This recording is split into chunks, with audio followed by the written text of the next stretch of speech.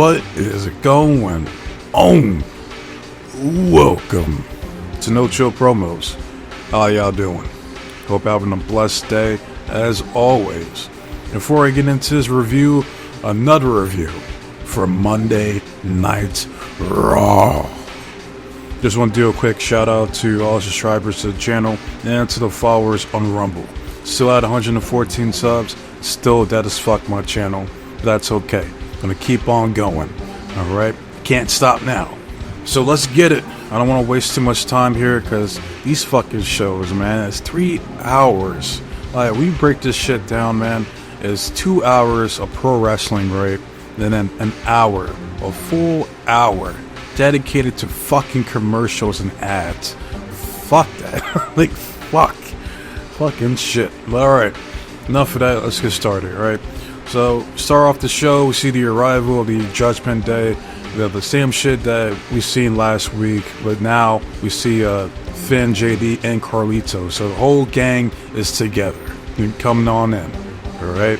Then we see Randy Orton, who I could have swore is on SmackDown, but somehow it's on Raw challenging Gunther for the World Heavyweight title. Doesn't make any fucking sense to me. But I digress. Then we see Sami Zayn rocking a Bob Dylan shirt, so that tells me that he has no musical taste whatsoever. I mean, who the fuck listens to Bob Dylan? Alright, like, I know, like, he has, like, maybe one good song, but, like, out of those, like, artists back then, I'm listening to the Rolling Stones. Fuck that shit. I mean, fuck out of here, Bob Dylan. But yeah, then we see, the Badass with Braun Breaker show up, too, for the, 2 out of 3 falls match for the Intercontinental title in the main event. So then that leads us to the first segment of the night, and that's a promo from Rhea Ripley. Here's the thing about Rhea Ripley. She said it herself that she's not a good promo, but she's not the worst either. You know what I mean? This is the problem is whoever's giving her these lines to read ain't doing her justice, alright? It's like, she needs to go out there, just get to the point, say what she needs to say, get your shit in, and get out. Like, she went out there, she was doing a whole bunch of talking, but wasn't really saying anything, you know what I mean? They could have easily trimmed, like, 5 minutes from the segment. But Rhea goes out there, gets a pop from the crowd, you know, from the theme song, whatever. I don't particularly care for it, but teach their own, alright? But Mommy's back, you know, at SummerSlam, Dominic, you backstabbed me. But I know this isn't the first time you heard this, but it wasn't deep enough. And the crowd popped. You're like, oh shit, Rhea said Dom has a small penis. You know what I mean? Like, it's funny Rhea saying that. He was like, oh, so you weren't saying that while you were together with Dominic, but once he leaves your ass for Liv, now you want to bring it up. Oh, okay, I see how it is. Obviously, Liv doesn't feel that way. She then addresses Liv by saying how Liv stole everything from Rhea. Most importantly, the Raw Women's Championship. And now she's on a mission to get back what was rightfully hers. The title that she never lost in the first place. Now that type of shit, you know what I mean? And then we see Liv and Dirty Dom up there in the stands. You got Liv mocking Rhea like, oh, boo-hoo. You're like, cry me a river. And like, I'm a better woman to Dominic than you ever were, Rhea. And then Dominic was like, yeah, like, she lets me eat like fucking candies, like I can eat all the Sour Patch Kids in the world, and I can play fucking Call of Duty whenever the fuck I want. Just basically Liv enables him to be a complete bum. But most importantly, he said that, like, Liv helped me do the one thing that you never could, Rhea. Like, and that's beat my deadbeat dad. But Rhea claps back and says, like, oh, well, Dom, I wanted you to beat your father on your own. So that way there's no excuses. But it's like, you were a heel back then. So that doesn't particularly make sense. If you're a babyface, that makes sense. But, like, back then, they were both heels. So I digress. I mean, whatever, man. We then see Damian Priest show up, standing right behind Dominic. He then whoops Dominic's ass. Then Rhea chases after Liv. You know, they're like fighting over the arena, whatever. They get back into the ring. JD shows up. Damian fights him off. It then sets up the match between Damian Priest and Carlito. Alright. And I have nothing to say about the match But I took that screenshot for a reason, because I'm just thinking, I'm like, I was wondering what Carlito was thinking while he's just laying down there looking up at the lights. You know, he's like, man, I went from beating John Cena for a United States Championship to now being a jobber to Damian Priest. Oh, man. It's like, I don't know, man. Like, whatever, man. Some of this shit don't make sense to me, man. But yeah, Damian Priest hits the South of Heaven sit-out chokeslam to Carlito. 1, 2, 3, he gets the win. Shocker. I mean, didn't see that coming. Alright then, Judgment Day shows up, tries to attack Damian. Damian fights him off. Rhea helps, almost hits the Riptide on Dominic, but Liv Morgan saves him this time. This last week, it was Dominic that saves Liv. So, Judgment Day makes a tactical retreat from the ring, and then you got the Terror Twins standing tall in the ring. So that's all that happens. Let's move on. We see a backstage segment with Maxine Dupree and Ivy Nile, as Ivy was trying to convince Maxine to join the Creed brothers and Chad Gable. She said, no, like, these guys, Otis and Akira Tozawa, are my family, and I'm not gonna abandon them. And Ivy was like, I thought you would say that. Basically, she was like, good, you just gave me permission to kick your ass. So yeah, that's all that happened from this fucking segment. We then see a backstage or like a promo segment with Bo Dallas. And the only thing he kept saying was like, my life for you, my life for you. And it's like, man, when the fuck are you going to wrestle, bro? I mean, like, that's what I'm wondering. I'm like, well, like, at least with Bray, like, he cut these, like, cryptic promos or whatever, but he was about that action when it came down to it. It's like, when the fuck are you going to get your hands dirty, man? Like, get out there in the field, bro. Like, I'm not liking how they're booking the Wyatt Six. I'm not. I've not been impressed so far, man. So, but we'll see how shit goes, man. So, we move on to another backstage segment with the New Day and Odyssey Jones. Like, Kofi says to Xavier, he's like, yo, hey, he's like, you gonna be there for Odyssey Jones' debut match tonight? And Xavier's like, yeah, sure, you know, he's like, I got my New Day shirt. And he's like, oh, well, you know, like, we got this shirt, but that's okay, we'll get you one. And like Xavier just a good subtle job of just like looking like, yo, like, I do not fuck with this nigga, man. I'm like, yo, you're not Big E. Like, I don't know you, bro. Like, who the fuck are you? Alright, but he's like, yeah, I'll be out there, sure. So that heel turn needs to fucking come, because I'll be highly disappointed if they do all this shit just to go right back to fucking a new Day with now Odyssey Jones replacing Big E. I don't know how to feel about that, man, because I do miss Big E. It's unfortunate. It fucking sucks that he got injured the way that he did. But maybe, just maybe, he'll come back one day. But we move on. Next, we see Odyssey Jones in his debut match on Raw, going up against some jobber named Vincent Whiny. I mean, yeah, that's one hell of a name right there, Vincent Whiny. Yeah, he's going places with that name. But this is a basic squash match. He does like a Beal from the corner, who the best person I see do that shit is Keith Lee. Like that, he did that Beal to what the fuck's his name? Isaiah Thomas? Or Isaiah from fucking Private Party. That was like the best Beal I've ever fucking seen in my life, because he launched that nigga. And Isaiah sold his ass off. I gotta find that fucking clip, but yeah. This basic squash match, Odyssey hits his finisher, was basically like the Black Hole Slam that Abyss does, or like the Deep Six that Baron Corbin does. Hits it, 1, 2, 3, Odyssey Jones goes over. And then we see the appearance from the Final Testament. And Karrion Kross is basically saying like, hey, I see what you're doing, Coffee. Alright, you ain't slick, bruh. Like, you're trying to replace Big E with Odyssey Jones. And you're trying to replace Xavier Woods with Odyssey Jones. Like, Austin, show me some respect. But Xavier is like, Carrie, aren't you tired of this shit, man? Week after week, you say the same shit. It ain't gonna work, bro. So here's what we're gonna do. Next week, we have a tag team match. So you choose, and then Kofi just cuts him off completely. And Xavier just looks at him like, yo, bro, like, nigga, I wasn't done talking. The fuck? He's like, nah, because usually what happens with tag team matches, one of your guys is gonna interfere and ruin the match. So here's what we're gonna do. We have a 6-man tag next week, the New Day, with Odyssey Jones against the Final Testicle. Oh, my bad, Final Testament. All right, and Karrion Kross accepts. And Xavier Woods is like, he's low-key playing off the fact like, yo, he's not feeling this shit. It's like, he's when I correct him, it's like, yo, it's Final Testament, not Testicle, Testament. Get the name right, all right? Damn. But yeah, they're teasing this Xavier heel turn, man. I hope it happens, and when it does, it will be magnificent, 100%. But we move on.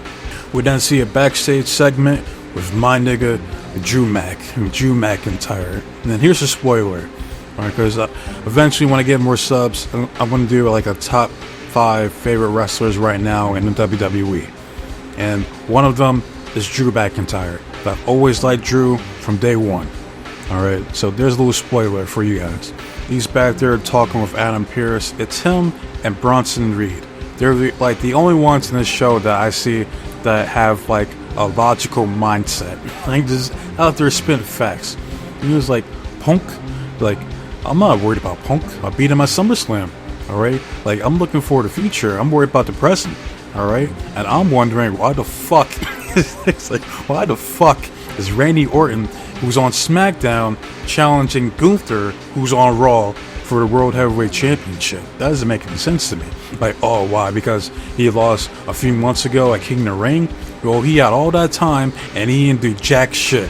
I mean, that shit made me happy. Just watching him say all this shit. I'm like, thank you. I'm like, I know I'm not the only one that sees this shit. I'm like, why the fuck is Orton on Raw when he's drafted to SmackDown? Like, again, I'm gonna keep reiterating this. Why the fuck is there a draft when wrestlers can just arbitrarily show up to each show whenever the fuck they want? Alright? Like, I miss the days where they were focused on brand supremacy. You know, like, which show was better, SmackDown or Raw? Me, I've always been a SmackDown guy, but there's been times where Raw was better than SmackDown. It is what it is. I miss those days, man. But yeah, basically he was like, Adam, don't worry, I'm gonna do you a favor. I'm gonna handle this shit tonight. I'll take care of this Randy Orton situation. He was like, Adam was like, whoa, okay. Last person that said that was Bronson Reed. I don't need that. I don't need any more shit tonight. He's like, oh, no, don't worry. I got this. All right. Scout's honor. Then he walks away, and Adam Pearce is just like looking befuddled, like, fuck my life. Fuck me. But we move on to the next match, and that's a Texas Tornado match between Alpha Academy, Otis, and Akira Tozawa, going up against the Creed brothers, who are now known as American Made. Which, I mean, I guess it's a decent name, I suppose. Fuck it. But a few takeaways from this match here. We first see Obafemi, the reigning NXT North American champion, right there in the front row. And he was out there mean mugging Otis. And he was like, you want the smoke? You got it. You know, because he has an open challenge this week. So, hey, it might be Otis who shows up. Who knows? Alright. Maxine Dupree was looking hella good tonight. I'm not gonna lie. She was looking good out there. And we get a promo from Chad Gable, who apparently is in France to watch the Olympics or to do some scouting from American Made. But basically, he was like, he's tired of these freaks from the White Six. But he's like, since I've been out here, I've been thinking, you know, I need to get back there. I need to get back home and take care of things because I will forever be American Made. Alright, that's basically all he said. But as far as the tag team match itself, it was a good match. There's one point to where, like, I did the screenshot there where, because Akira Tozawa, he was going crazy. I mean, this man was going wild in this match, showing that cruiserweight classic Akira Tozawa in this match. Alright, but he did get tripped up.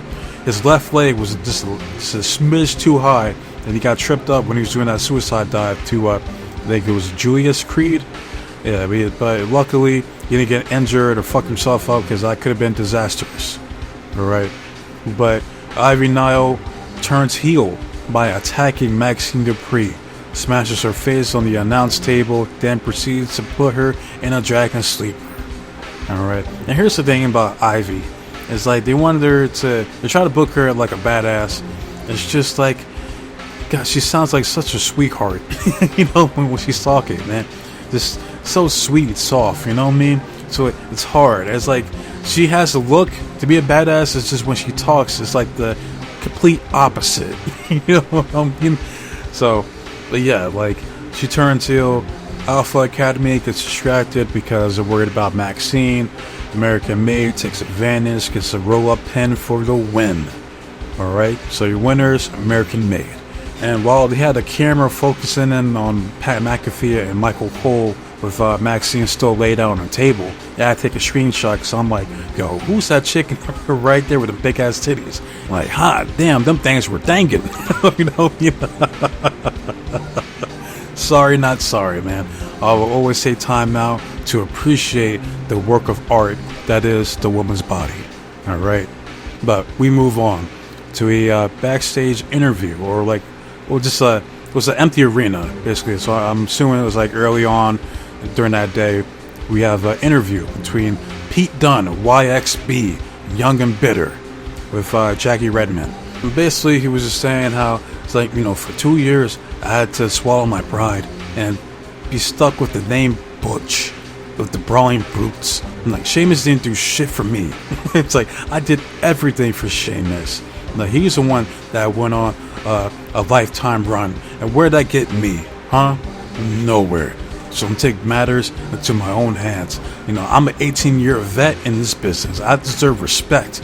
I am the bruiserweight, Pete Dunne. And I'm like, all right, Pete, talk your talk, man. Like I did a video about Pete Dunne. I'm like, I'm 100% supporting this new little gimmick that he's doing, the Young and Bitter Pete Dunne. Because I've seen people say Trick Williams was buried on NXT because he lost to Pete Dunne. Alright, now keep in mind, Pete Dunne is simultaneously feuding with two people. Alright, so if he can't beat Trick Williams, how the fuck is he gonna beat Sheamus? I'm just saying. Alright, the second, like, you got your little tribalists that don't even watch NXT.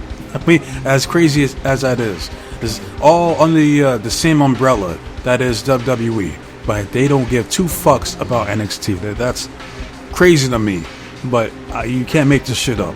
Alright, so don't worry, Trick will be fine. Alright, he ain't buried. As long as he's in NXT, he has a shot. Now, when he gets up to the main roster, that's a different story. Okay? Like, I don't have much faith that he'll get pushed when he gets to the main roster, right? Regardless if it's Raw or SmackDown, because it's Triple H who's head of creative. All right, so I digress. All right, but Pete Dunne has my full support, and I'm looking forward to the match next week against Sheamus. But we move on. We see a backstage segment with the top dog, Big Bronson Reed, talking with Adam Pearce. He was like, "I told you, Pearce. I told you. I'm gonna make a name for myself, and who better than to take out everybody's favorite, Seth Rollins? And I'm telling you right now, Pearce, if you don't find me an opponent tonight, I'm gonna find my next victim." And that's basically it. That's all he said to fucking Pearce. Pearce again, looking like he hates his fucking job of all the shenanigans that he has to put up with. All right, but we move on to a backstage promo from Damage Control, aka Birth Control. And I meant to do a video about this, but I didn't have enough time. But apparently Dakota Kai is out with another injury, which is very, very shitty. Alright, because they might start to look at her like a liability. Like, we can't trust you. Every time we try to push you, you get injured. You know what I mean? Because she's not like one of those type of Charlottes or Becky Lynch's to where their spot is secured no matter what. You know what I mean?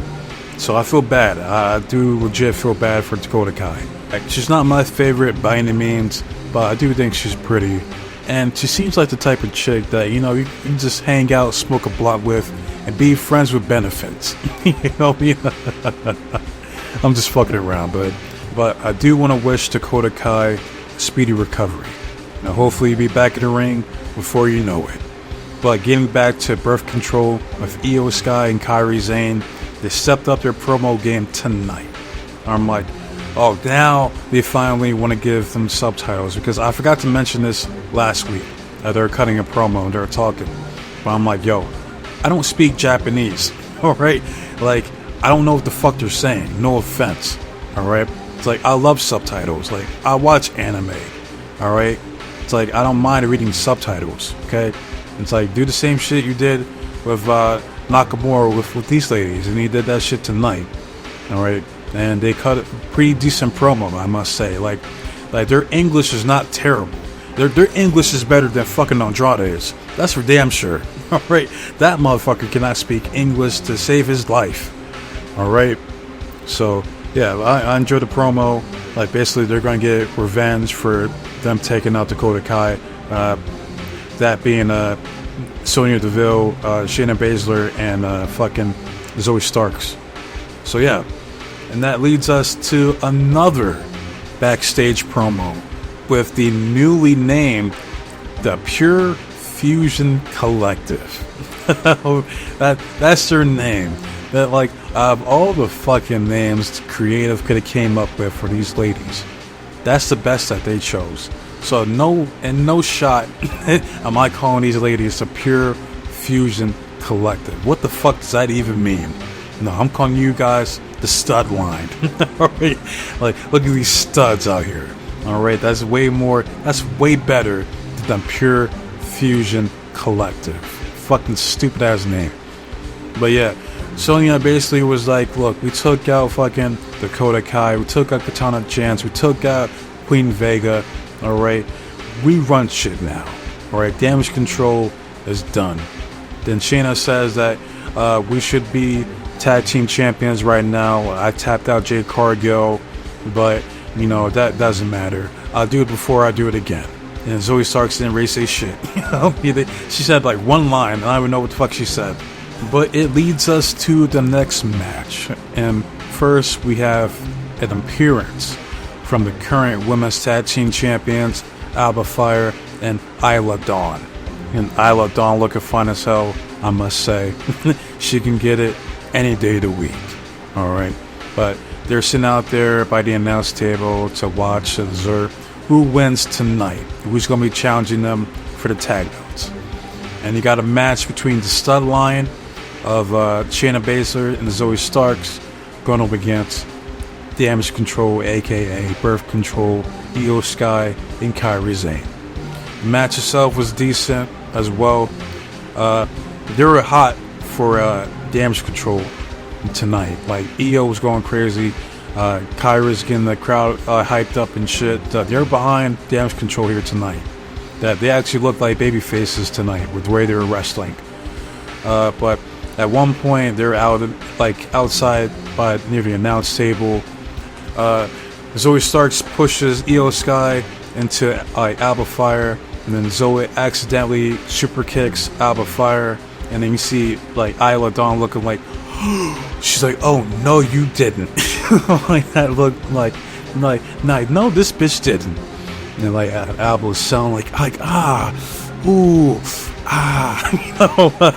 So they get back into the ring. Fucking Io hits the moonsault.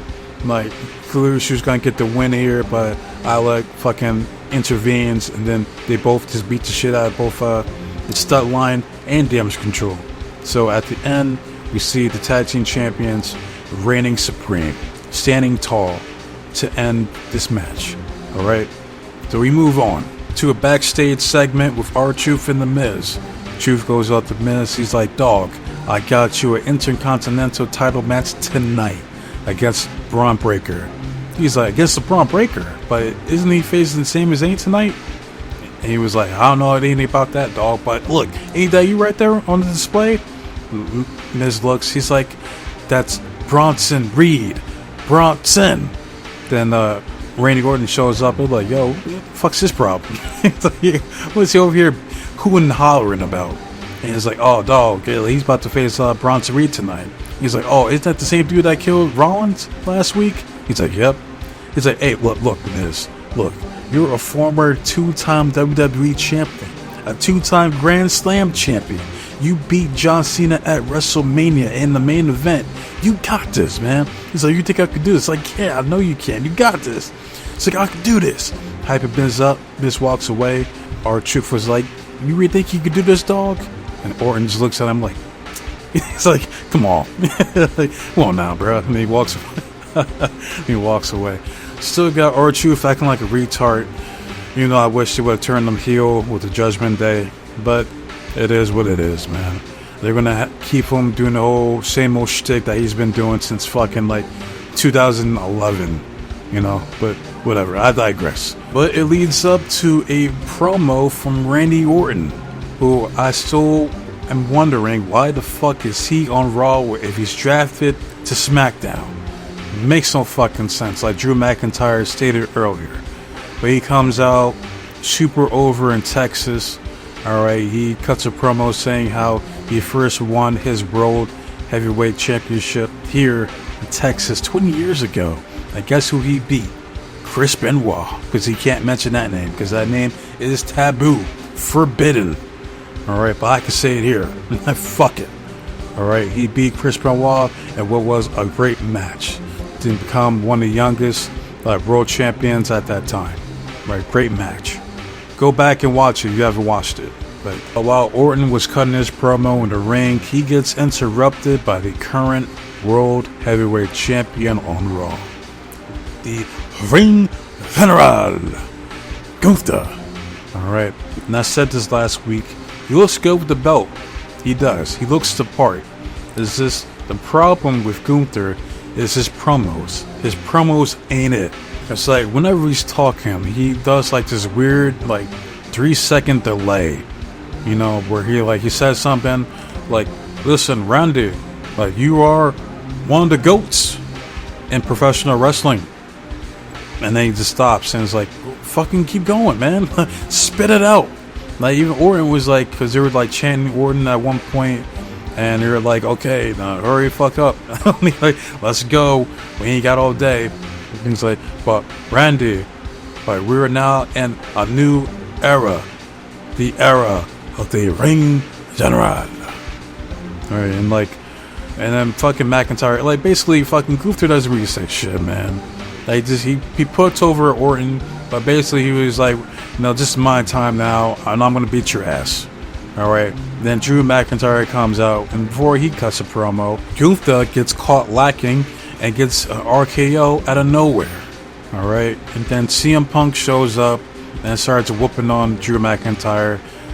McIntyre takes off his belt, try to whoop CM Punk. CM Punk steals the belt, whoops McIntyre, gets him out of there, and then the whole crowd was like going crazy. CM Punk was over in Texas.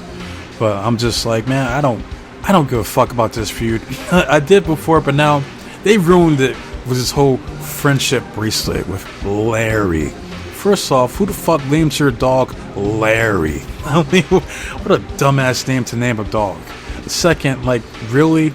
You couldn't just stick with the fact that these two just hate each other. You got Drew Mac looking at CM Punk like an old washed-up has-been that's stealing his spotlight. And then you got CM Punk looking at Drew McIntyre looking like a guy that has all the tools he never had, but will still never be as over as he is. That's all you gotta fucking do. You don't need to add some stupid ass fucking friendship bracelet. Now, if they wanted to involve AJ Lee in this story, that would have been mucho better. But no, the best we could do is come up with a fucking friendship bracelet. How fucking dumb. Wait, just fucking dumb creative. That's what the fuck this is. So, I digress. Let's fucking move on. We see a backstage interview with Jackie Redmond and Sheamus. And Sheamus is like, he's like, I don't know what the fuck Pete Dunne's problem is. All I did was try to help a young fella. And this is how he repays me?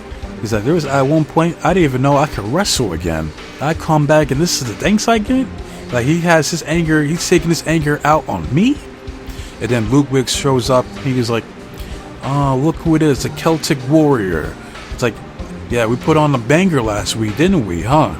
But I told you, we ain't done yet. And it's like, I will put an end to the Celtic Warrior. And Shane was like, yeah, okay, alright. And Pete Dunne shows up, beats the fuck out of Sheamus, and he looks at Ludwig. Ludwig was like, nope. I'm like, nah, not my chair, not my problem. So then security comes to try to haul away Pete Dunne, and then Pete Dunne comes in and smashes Sheamus' hand. And yeah, like I said before, I am liking this version of Pete Dunne. He's acting like a complete savage out here, telling Trick Williams to figure it out. Like, figure out your own shit, man. You're a fucking grown-ass man. You know, he's trying to redeem himself from being the castaway that was Butch in the eyes of the fans of the WWE. So I'm all for it, man. Like I said, look forward to the match next week. Next, we see a backstage interview with Kathy Kelly and CM Punk. The CM Punk basically told Kelly that Drew needs to keep his wife and his dog's name out his mouth, and that he has the answer to handle Drew McIntyre next week. What he should have said was, keep my wife's name out your fucking mouth. Like he's fucking Will Smith or some shit. Well, yeah. Moving on, we see Mark and Jacob Henry out there in the audience, and they got a huge pop. You know, a huge ovation for Mark Henry. And best of luck to his son Jacob, man. I want him to succeed, but then again, look who's head of creative. Triple H. So, like, hey, best luck to you, man. But we move on to the next match, and that's the top dog, Big Bronson Reed, going up against The Miz. Not too much to say here about the match itself. The Miz does get a bit of offense in, but Bronson hits the Death Valley driver into the tsunami for the 1-2-3. That's all she wrote.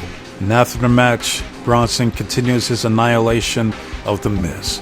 But R-Truth comes and saves him.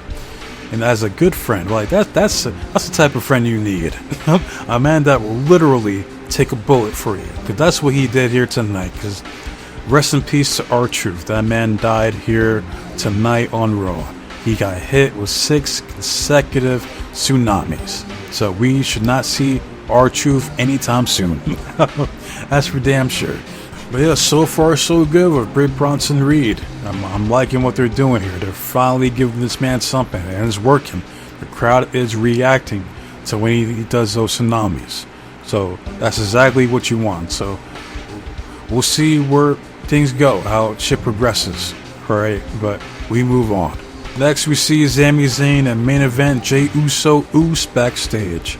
Alright, Uso is trying to hype up Sammy, talking about like, look, you're gonna go out there, you're gonna beat Braun tonight, you're gonna get back your Intercontinental Championship, and then we're gonna go on and we're gonna beat Judgment Day and get those tag team titles also, Uso.